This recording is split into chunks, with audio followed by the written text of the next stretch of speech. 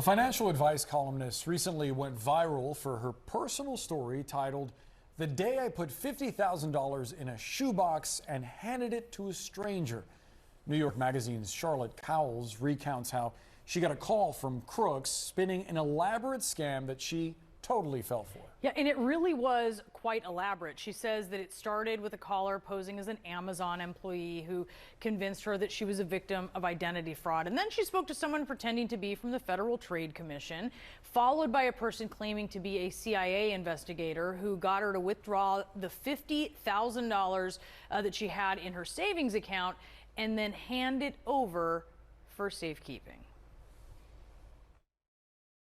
I wanted to tell this story because there really is no stereotypical scam victim. And I know this from my own personal experience, obviously, but also the hundreds of emails that I've received from other people since this story came out.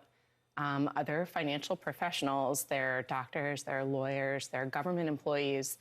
There are people of all walks of life who this happens to, and this is also backed up by data and research that's done on scam victims. There really is no one type of person who's vulnerable.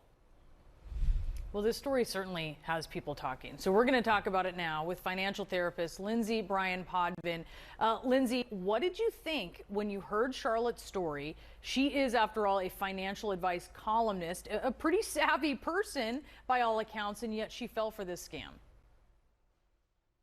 Yeah, I think, Brianna, with Charlotte sharing her story, the first thing I thought is this is an incredibly brave person to come forward and to name what happened, especially given the line of work that she's in. And as she shared, to normalize and validate that this can happen to anyone, regardless of your level of education or however savvy you think you are regarding scams. Part of the reason, Lindsay, that it was successful is that these scammers knew very specific personal information about her. They exploited it. This is actually what she told CNN about the way that this went down. It unfolded very gradually and incrementally over 5 hours on the phone. And I think that what these people do is they're very good at targeting people, figuring out their one specific vulnerability. Everyone has one, at least, and then exploiting that. And for me, it was my family. And they had very intimate details about me, about my family members. They knew where I lived. They knew the last 4 digits of my social security number. They knew about my son. And it was terrifying. How do scammers access that kind of sensitive information? I'm assuming it's somewhere out there on the internet.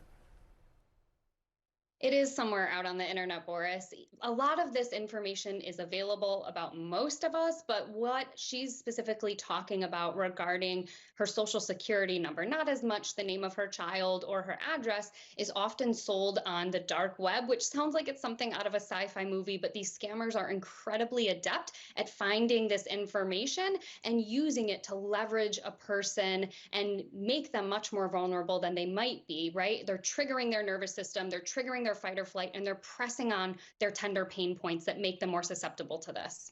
What are the telltale signs of a call or an email or a text being part of a scam?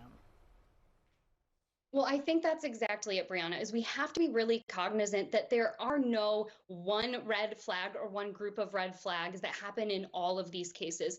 These scammers are incredibly smart and they change up their strategy time and time again. As Charlotte shared in her piece, when she took a step back, as soon as she handed over that box and started talking to others about it, she realized pretty quickly that it was a scam. But in that moment, they are pressing on all of your pain points to make it really frightening.